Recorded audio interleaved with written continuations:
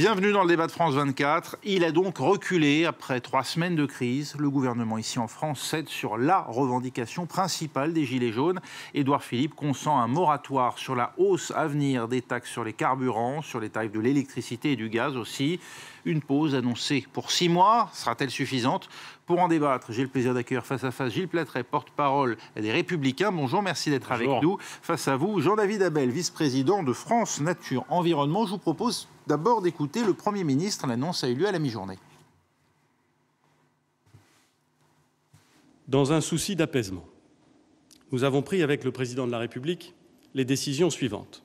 Je suspends, pour une durée de 6 mois, ces mesures fiscales. Elles ne s'appliqueront pas avant d'être débattues par toutes les parties prenantes.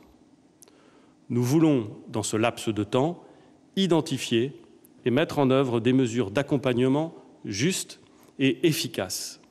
Si nous ne les trouvons pas, nous en tirerons les conséquences.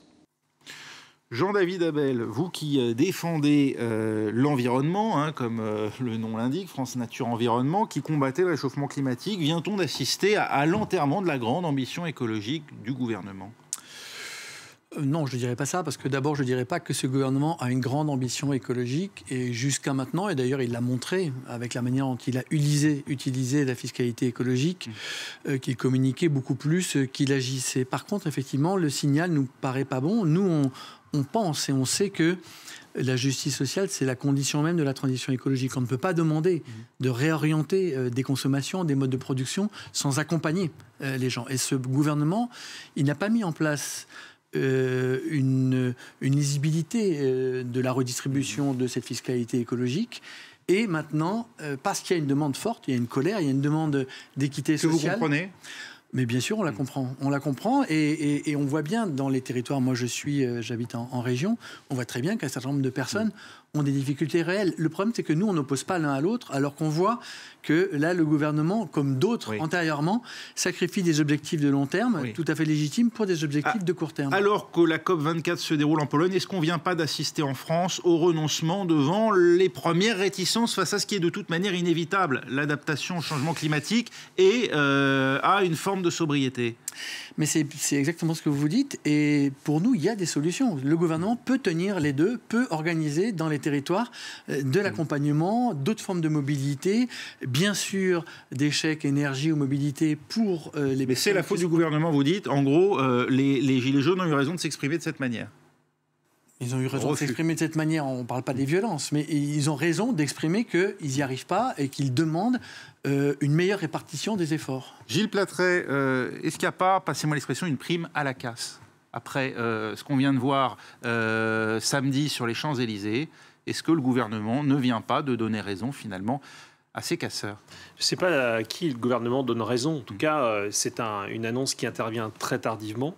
On partage des objectifs de réduction des émissions carbonées. Il n'y a pas de sujet là-dessus. Mais en revanche... Vraiment, il n'y a pas de sujet? Non, mais non. La fiscalité écologique, vous êtes pour? Non. Mais attendez, c'est la façon d'y parvenir sur laquelle on va débattre.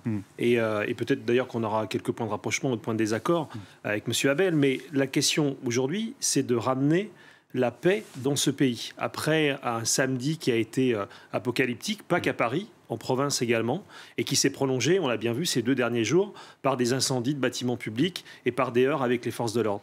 Donc le Premier ministre a une obligation avec le Président de la République, même si elle arrive très tardivement, de rétablir un semblant de calme. Est-ce que cette mesure va y suffire? J'en suis pas certain, parce qu'il est resté très ambigu dans son expression, en parlant d'un moratoire de 6 mois, et non pas d'un retrait. Et ce que les personnes sur le terrain, la mobilisation des Gilets jaunes attendaient, c'était précisément un retrait. Pas un retrait pour dire on ne veut plus se préoccuper de l'environnement. Moi, je ne l'ai pas entendu comme ça, en tout cas dans le mouvement, tel qu'on a pu le lire, même s'il est divers et varié. Mais en tout cas... Est-ce que l'effort, ce n'est pas toujours pour les autres? Est-ce que ce n'est pas le risque de ce à quoi on assistera aussi dans les prochaines années, à chaque fois qu'on demandera à certaines parties de la population de contribuer? Vous savez, je pense que les gens qui sont sur les barrages en ce moment sont ceux qui subissent et qui doivent prodiguer les efforts depuis très longtemps. Donc ils ont un sentiment d'injustice. Nous, ce que nous demandons, c'est très clair.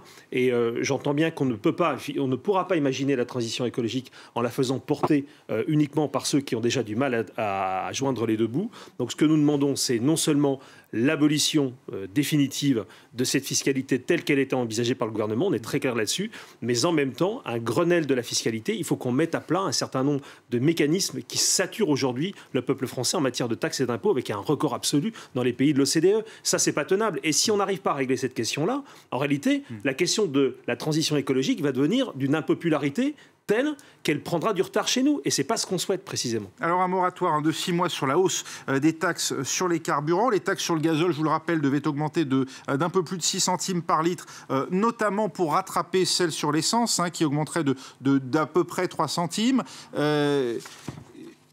Jean-David Abel, est-ce qu'il y avait une logique à augmenter davantage le gazole au nom de la transition écologique? Est-ce que c'est vraiment un objectif d'émission en termes de CO2? En réalité, c'est plutôt un objectif de particules fines, c'est-à-dire de santé publique. Non, est-ce qu'on là aussi, il n'y a pas eu un déficit d'explication? Est-ce que ça se justifie finalement d'augmenter davantage la fiscalité sur le gazole? Oui, bien sûr. Il faut ce rattrapage parce que sinon, on incite à l'utilisation du diesel dont on sait que sanitairement, il est très mauvais, qu'il a un coût très important pour la santé, qui fait des dizaines de milliers de morts. On n'est pas sur le réchauffement, là. Mais il y a les deux. Est-ce qu'il n'y a pas une confusion qu'on a entretenue? Non, voilà, ceux qui ont voulu l'ont cru, mais il y a bien deux sujets différents. Il y a globalement la question de l'utilisation des fossiles par rapport au carbone, et particulièrement par rapport au diesel, qui a été massivement soutenu et incité, alors qu'il n'y avait aucune raison économique de le faire. Il y a effectivement un problème de santé européen, de santé français, avec des dizaines de milliers de morts prématurées, avec un coût très important pour nos compatriotes, notamment pour les enfants, pour les personnes âgées. Est-ce que vous pensez que ce moratoire, cette suspension sur les enquêtes, sur les contrôles techniques, ça va mieux protéger nos enfants ou nos seniors par rapport aux affections bronchiques, etc. Si vous voulez, ce qui se passe avec ce gouvernement, c'est qu'effectivement, il ne fait ni il a une politique de long terme, ni il n'a ces explications-là. Et après, effectivement, comme d'autres fois, et on le voit dans d'autres pays, la première chose sur laquelle il cède, c'est ça. Donc vous demain, dites, pardonnez-moi, pour qu'on comprenne bien, vous dites il faut bien un rattrapage de la fiscalité du gazole sur l'essence, et il faut un renforcement des contrôles techniques pour les véhicules diesel qui répondent aux normes européennes d'émissions Euro 4, Euro 5, Euro 6. Pour des questions de santé, absolument. Et donc en fait, le gouvernement n'aurait pas dû revenir sur ces décisions aujourd'hui. Mais bien sûr qu'il n'aurait pas dû revenir. Par contre, ce qu'il aurait dû faire, par rapport aux gens qui sont soit en mobilité contrainte, en voiture solo, en campagne, soit par rapport aux gens qui n'ont pas de ligne de transport en commun, par rapport aux gens qui ont du mal à changer leur véhicule, là, il peut y avoir des politiques différenciées par rapport à des tranches de population plus vulnérables pour les aider dans ces efforts vers la transition. Alors qu'effectivement, 80% de la fiscalité écologique, elle a été dans les caisses de Bercy, elle n'a pas du tout été pour accompagner les personnes. Donc on se trouve, et tous nos concitoyens, les gilets jaunes aussi, dans une schizophrénie dans laquelle le secrétaire général de l'ONU nous dit on n'a plus que 10 ans, 15 ans, 20 ans pour agir efficacement, et de l'autre côté, on a un gouvernement qui, de fait, oppose les objectifs qui sont absolument indispensables environnementaux à des objectifs sociaux qui ne sont pas moins légitimes. Donc il faut absolument tenir les deux, et on a les moyens, y compris budgétaires et techniques, de le faire. Gilles Plattret, il ne faut pas aligner à un moment ou à un autre voilà, la fiscalité du diesel sur l'essence, rendre dissuasif finalement ces moteurs diesel. Est-ce que ce n'est pas le rôle des pouvoirs publics, ça? Je pense que le rôle des pouvoirs publics, c'est de faciliter les changements de véhicules. Ça n'est pas de taxer les gens qui sont prisonniers parce que leur manque de moyens les y condamne à utiliser un mode. Alors que ça veut dire davantage de subventions? Ça veut dire concrètement, oui, mais ça se décrète pas comme ça. Ça veut dire plus de dépenses aussi. Ça se travaille. Mais ça veut dire surtout plus d'économies là où l'État peut en faire. Moi, ça a été très bien rappelé par M. Abel. 81% des augmentations de taxes n'étaient pas destinées à aller à la transition. Donc on voit bien ces augmentations qui avaient été décidées par le gouvernement, en fait, finançaient le déficit public, pas la transition. C'est ça qui est extraordinaire. Donc bien sûr, on ne peut pas ne pas partager l'objectif de réduction de l'émission des particules. Mais donc en accompagnant les gens lorsqu'ils achètent un véhicule. Par l'incitation, pas par la sanction, pas par ce qui se passe aujourd'hui. On a fait de l'écologie, on a souvent employé ce terme, il est tellement vrai, de l'écologie punitive. Quand vous avez votre voiture qui roule au diesel que vous n'avez pas assez de moyens pour la changer, même avec une prime qui a été un petit peu accompagnée, eh bien, qu'est-ce que vous faites? Vous êtes obligé de subir la hausse, ce qui obère votre pouvoir d'achat. Vous n'allez pas changer votre voiture parce que le gouvernement vous a dit de le faire. Donc nous, on souhaite une politique véritablement d'incitation, pas une politique de sanction vis-à-vis de personnes qui ont des problèmes de pouvoir d'achat. Vous savez, on peut avoir des débats théoriques sur ce qu'il faudrait faire. On est dans une démocratie.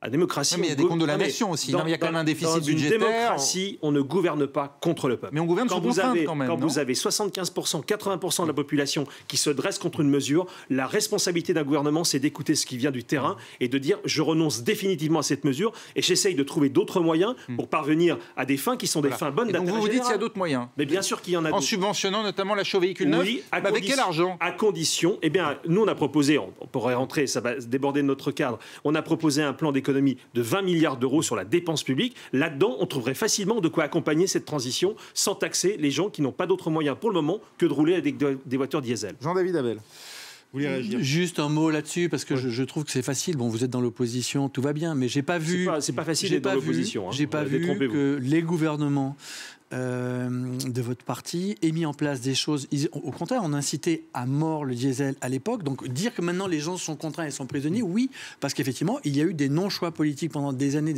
alors qu'on connaissait déjà les effets du diesel. Alors je ne parle pas du carbone, je parle bien encore une fois de la santé. Et pareil sur un ensemble d'autres sujets d'aménagement du territoire, de services publics dans les territoires, de dessertes, de lignes de transport en commun, etc. Je crois que c'est tout le monde. Les choses ne remontent pas que à ce gouvernement. Nous, on reproche à ce gouvernement-là de ne pas être conséquent et de ne pas tenir, encore une fois, ensemble des objectifs environnementaux et sociaux. Mais les gouvernements précédents ont amené une grande partie de nos concitoyens dans la nasse où ils sont aujourd'hui et dans laquelle ils se débattent aujourd'hui. Donc, je pense qu'il vaut mieux se dire comment est-ce qu'on fait effectivement pour avancer maintenant en fonction de ces objectifs sociaux. Oui, d'accord. Les majorités auxquelles vous avez appartenu portent une responsabilité d'imprévoyance. Je veux bien assumer toutes les responsabilités que vous voulez. Oui. Je dis simplement aujourd'hui que la situation dans laquelle on est est bien née de l'augmentation des taxes sur les carburants. C'est pas nous qui avons augmenté les taxes sur le carburant. Vous pouvez d'ailleurs reprendre nos majorités, ils ne les ont pas augmentées. Est-ce qu'il faut taxer davantage les revenus? Sur le choix du diesel, excusez-moi, je ne pense pas que ça soit un choix politique d'un parti contre un autre. C'était effectivement à un moment donné un choix qui a été fait à l'échelle du pays. On peut le contester. Il y a d'autres pays qui ont fait des choix complètement différents.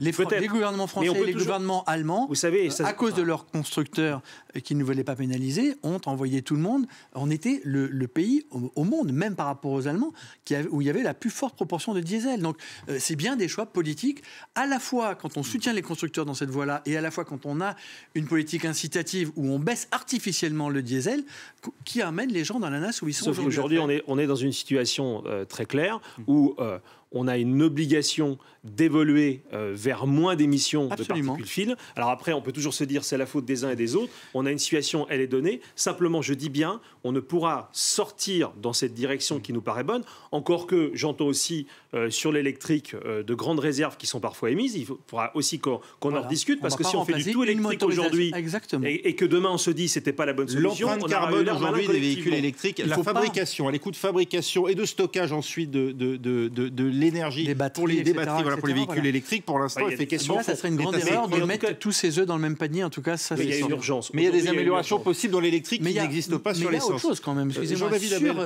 Excusez-moi, juste sur quand même les carburants. Il y a aussi quelque chose dont se rendent compte très bien nos concitoyens, particulièrement les gilets jaunes, c'est que le transport routier de marchandises, c'est que l'avion, c'est que la marine marchande ne sont absolument pas taxés. Alors c'est ce que j'allais vous demander. C'est ce que j'allais vous demander. Là, il y a une très grande iniquité aussi entre les modes de transport. J'allais vous demander, est-ce qu'il faut taxer le kérosène de la même manière et est-ce qu'il faut taxer les grandes entreprises et les entreprises pétrolières notamment sur les émissions de gaz à effet de serre que génère cette activité? On ne peut pas demander la transition écologique et les réorientations qu'elle demande vont demander des efforts à tout le monde. Dans ce sens-là, il est parfaitement aberrant qu'un État ou qu'un gouvernement ne demande pas à tous de contribuer. Donc les entreprises énergétiques, vous l'avez dit, mais il y a un autre grand nombre d'entreprises assez importantes dans notre pays qui sont exonérées des contraintes Du point de vue des émissions, Vous du point de pensez vue de la Vous taxation, pensez à quel type d'entreprise, quel secteur? notamment à celles qui sont dans les secteurs de l'énergie.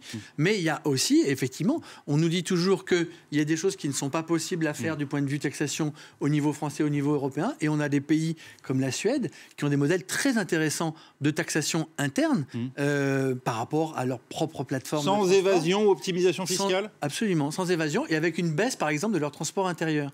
Gilles Platret, est-ce qu'il faut taxer davantage? Alors, est-ce qu'il faut taxer le kérosène de la même manière? Est-ce qu'il faut taxer aussi les grandes entreprises du secteur énergétique qui produisent aujourd'hui des énergies polluantes? Moi, je crois qu'en matière de transports internationaux, parce qu'il s'agit bien de ça, si on parle de la marine marchande en particulier et des transports aériens, si la France devait être la seule ou d'une manière isolée avec un petit nombre de pays à se lancer dans cette fiscalité-là, alors elle déstabiliserait sa filière économique. Je ne dis pas qu'il ne faut pas le faire. Je vais jusqu'au bout de mon raisonnement. On peut le faire avec d'autres pays. Mais si on n'essaye pas de le faire, c'est sûr qu'on sera tout seul.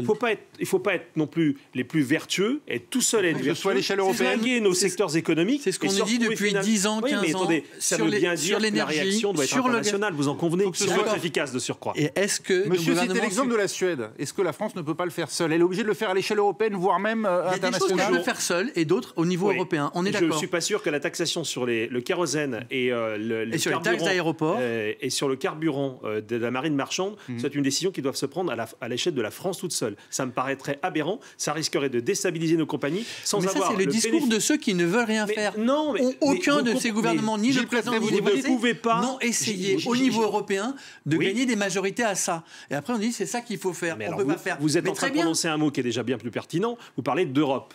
On parle déjà d'Europe et pas simplement de France. Vous voyez bien que cette échelle nationale, ce que je veux dire, c'est qu'il faut du courage politique, quelle que soit la couleur, quel que soit le gouvernement, et que ce courage surtout réunir des majorités d'États qui soient prêts à le faire. Et ça s'appelle la discussion aussi. Merci à vous, Gilles Platret. Merci à Jean-David Abel d'avoir accepté de débattre. C'est la fin de ce débat. Restez avec nous à suivre dans un instant un nouveau journal sur France 24.